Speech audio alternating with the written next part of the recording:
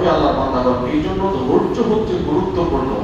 যেটা ধৈর্য ধারণ করবে, যারা অভাবে আছেন, কষ্টে আছেন, তাদের জন্য একটা ঔষধ দিয়ে দিচ্ছি। এই সময় চুপ হয়ে যান।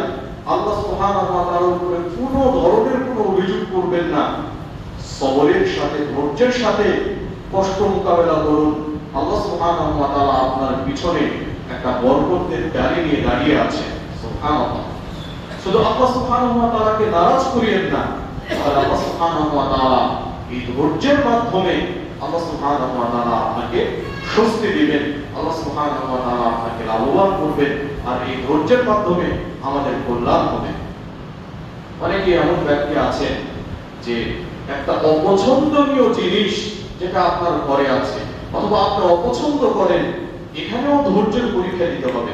রাসূলুল্লাহ সাল্লাল্লাহু আলাইহি ওয়াসাল্লাম বলেছেন যে ব্যক্তি তার অপছন্দনীয় জিনিসের প্রতি ধৈর্য ধারণ করে, এটা তার জন্য অনেক কল্যাণকর। সুবহানাল্লাহ। অতএব নিজের অপছন্দের যে বিষয়গুলো রয়েছে, সুখ শান্তি সমৃদ্ধির জন্য, আল্লাহর জন্য যদি সেখানেও ধৈর্য ধারণ করতে হয়, সেখানেও ধৈর্য ধারণ করবেন তো ইনশাআল্লাহ। ইনশাআল্লাহ সেখানেও ধৈর্য ধারণ করতে হবে।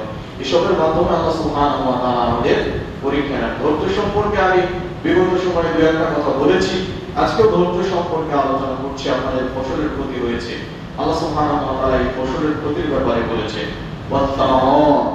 ফলগুলোর ক্ষতি হবে।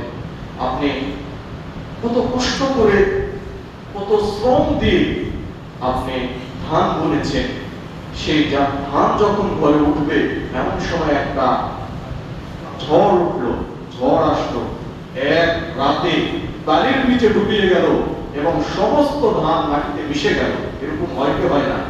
আচ্ছা বলুন তো, আপনার বাপ দাদা, আপনার 14 গোষ্ঠী মিলে এই ধানকে উদ্ধার করতে পারবেন? পারবেন। এগুলোর একচ্ছত্র মালিক আল্লাহ। আল্লাহ সুবহানাহু ওয়া তাআলা চাইলে রক্ষা করতে পারেন, আবার চাইলে তিনি ধ্বংস করে দিতে পারেন।